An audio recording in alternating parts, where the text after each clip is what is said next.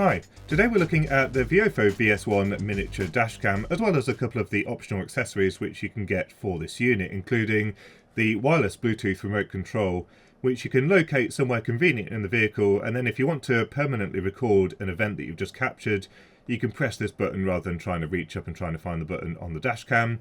And then we've also got the HK5 hardwire kit, which allows you to permanently hardwire this dashcam into your car, but then also it allows you to enter a parking mode when the ignition is turned off, and you can set some different recording parameters for when you're parked up. This is what comes in the main box. So obviously we've got the dashcam itself, we've got a spare pad if you do need to remount it to the windscreen for some reason, or if you change vehicle. They do include a 32GB micro SD card, but you can fit a much larger one should you wish to. And then we got some electrical accessories. So by default it comes with a 12-volt charger type device where you've got two USB ports, and they do include a fairly long cable which allows you to discreetly mount this within the vehicle, and they include a little trim tool here which can help you try and tuck this cable into place out the way so you can't actually see it. But as I said, you can also use the hardwire kit, which we'll take a look at in a little bit more detail shortly. And then they do include a short length of USB cable as well, so that when you want to transfer your files to a PC, if you don't want to just take out the SD card, you can just plug in the dashcam directly to your computer and download the files that way. So this is what the dashcam looks like, and it is really quite compact. The idea is that this sticks to your windscreen, and then there's a pivot point just here, which you can use to adjust the angle of the camera. Then we've got a USB connector which is used for power primarily, but you can also transfer data off the SD card this way. On the back here we've got a microphone, we've also got an LED indicator and a button which works exactly like the Bluetooth button, and it allows you to permanently record an event to the SD card rather than eventually being written over when the SD card gets full. On this side we've got a button to enable or disable the audio recording, as well as the slot for the micro SD card. So a bit more details about the specifications. So the Sony Starviz 2 sensor is the IMX675, which is a 5 megapixel sensor, and in this case we can record at 1440p at 30 frames per second. We've also got an HDR mode which allows us to maintain really good image quality even if there are very bright highlights on the image, and the lens that they're using on here is a fully glass lens, allowing for 140 degrees of viewing angle. But the glass lens really does make a difference. I have this on my existing dashcam, but often a lot of the cheaper dashcams use plastic lenses, and just by being in a windscreen where there's often sunlight, those lenses start to cloud up and you lose image quality over time.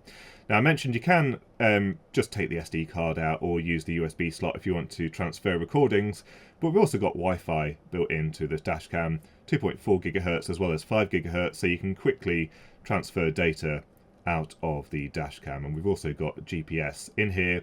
Rather than an external accessory, it's all built in so that it can track your location, and when an event occurs you can see exactly where that was on the road.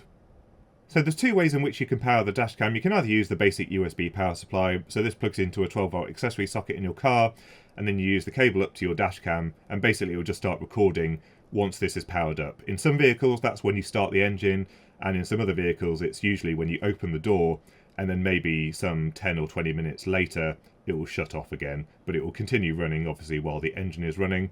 But if you want to wire it in more permanently, or if you want to include the extra parking feature, then you do need to use the hardwire kit. So the idea here is we've got this little box, and on one end of it is this wire that's permanently connected to it, and this plugs in to your dashcam, and then on the other side is this wiring harness. Now you do need some electrical knowledge to be able to wire this into your vehicle, preferably a wiring diagram, and you will probably need some additional accessories like some fuses and that kind of thing.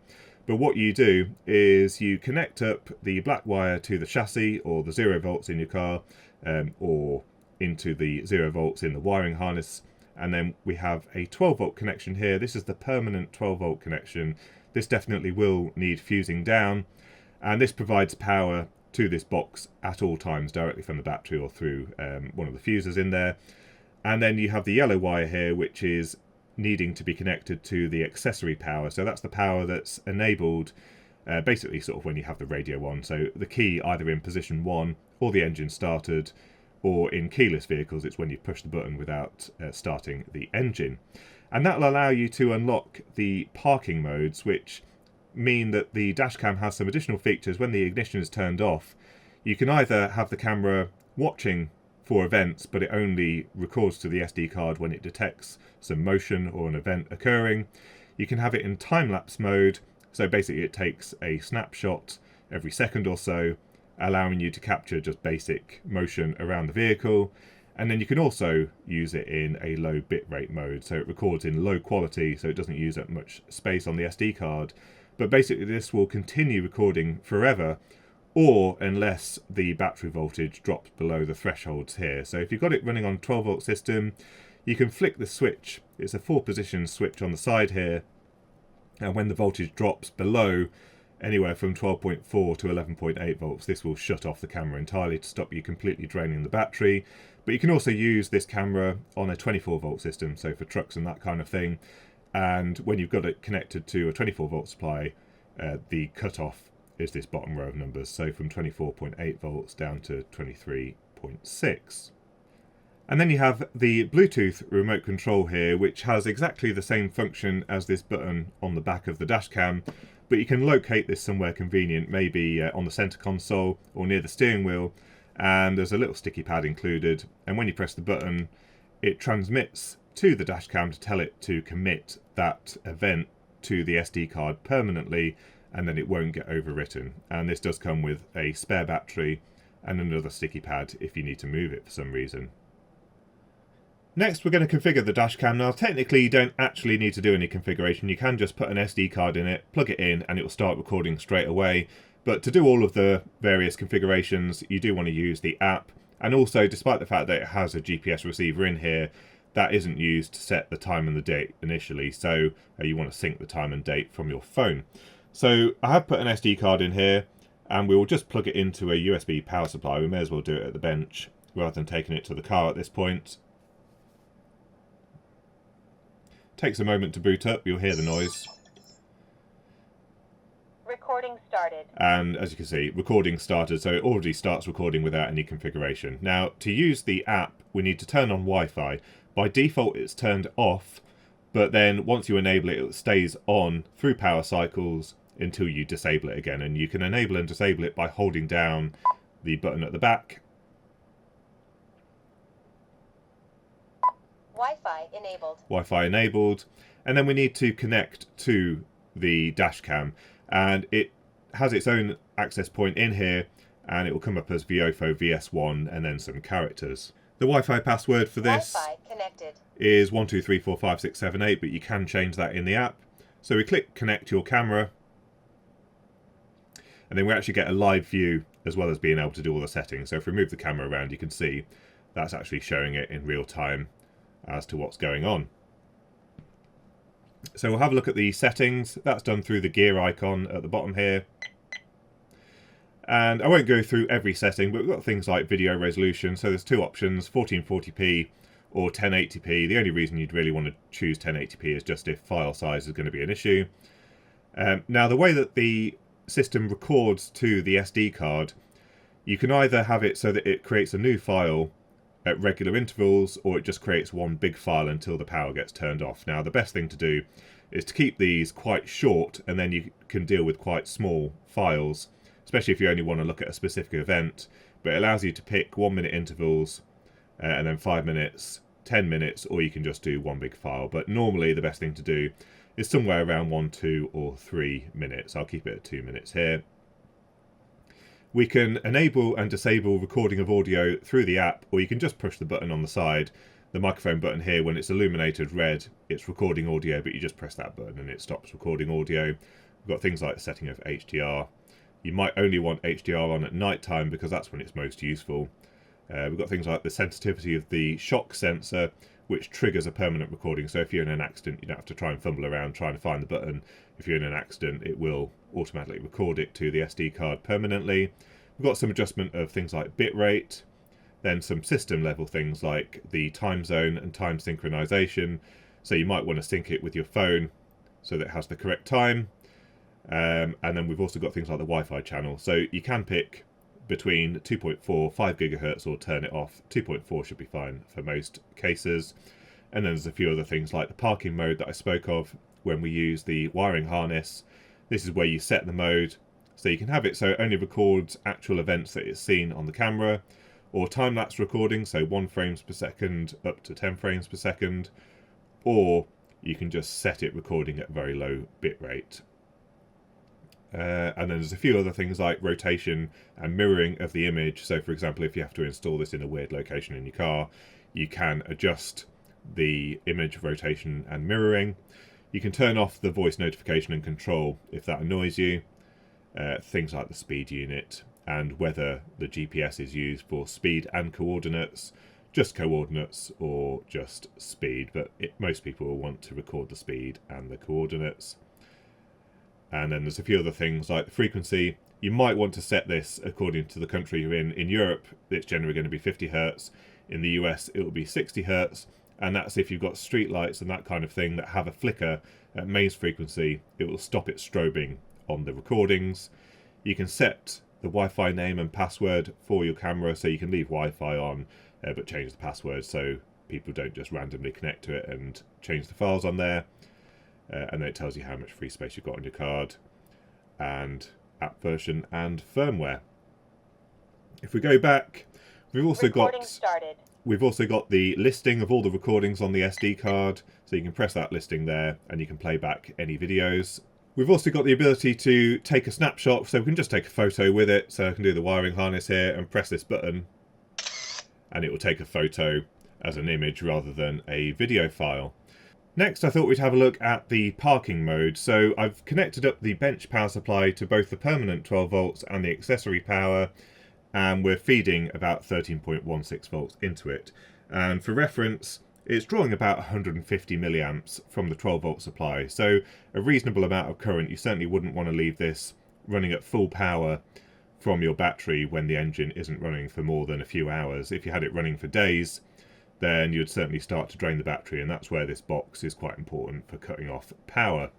So we've set up the system for parking mode in 1 frame per second recording, so when we disconnect the accessory power, it should go into parking mode. Parking recording started. And there we go, it's gone into parking mode as you heard there. So we'll just move the camera around and just see what it actually records.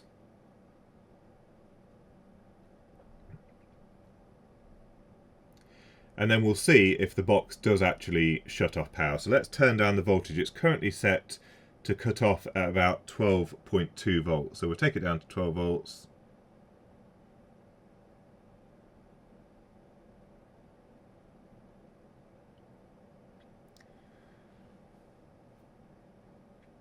So it's still running at the moment.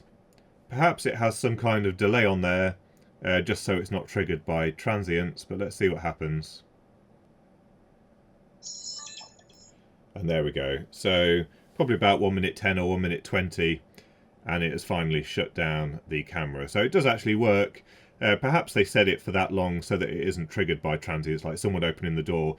When the engine isn't running, the battery will drop in voltage temporarily when something's happening, and then it will probably rise back up. So that's just to make sure that it's doing the right thing. And the final thing before we test it in the car, let's see how we pair this little Bluetooth button. So it says to hold this down for 3 seconds.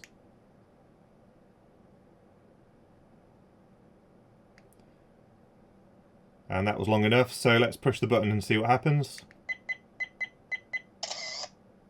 Video protected. Yeah, so it says video protected, and therefore it saves that file to a different area than where the files get overwritten once the card is full. So that seems to work quite nicely. Let's go and test it in the car. So installation is pretty straightforward. What you want to do is stick the sticky pad somewhere close to the rear view mirror. In the UK it seems to work quite well on the left hand side, and then it's not at all in view of the driver. And then once that's in place, make sure you do clean the glass beforehand. You can actually slide the dash cam into place, and then we need to run the cable. So the idea is we're going to run the cable in the trim. So I'm going to run it along the windscreen, in between that and the headlining, all the way down the A-pillar, and then into a suitable place to plug it into the 12 volt accessory socket.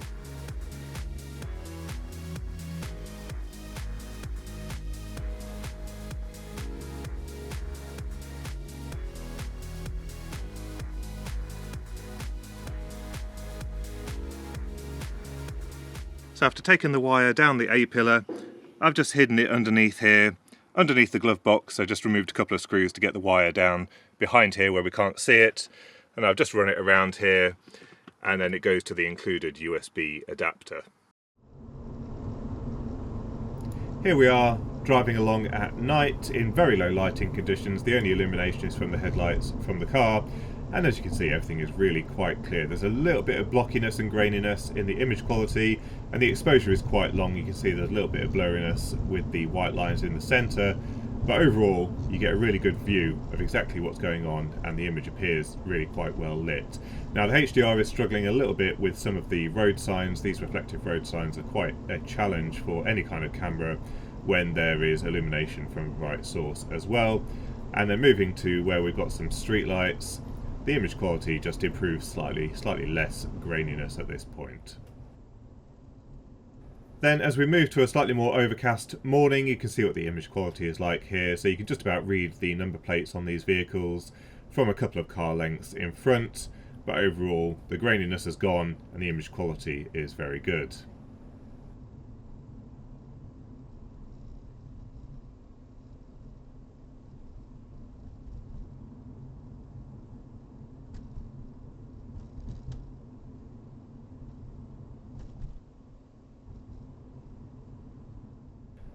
Then brighter lighting conditions on a sunny day, and here we've got a slight disadvantage to the positioning of the lens with relation to the windscreen. So where we've got that little bit of distance, we're able to see quite a few reflections from the windscreen and a little bit of glare, whereas when you have the lens right up against the windscreen, you tend to avoid seeing those reflections. But everything here in the image is really quite clear, and again you can read the number plates from several car lengths in front.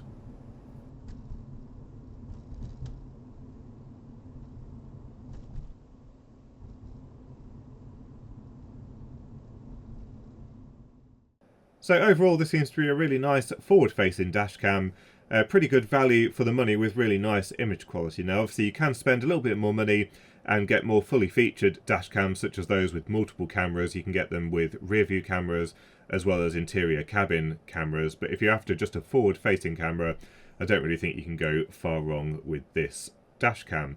So I will put links to the item in the description down below if you are interested in taking a look. If you've got any thoughts and comments, don't forget to leave them in the comment section down below. And until next time, thanks for watching.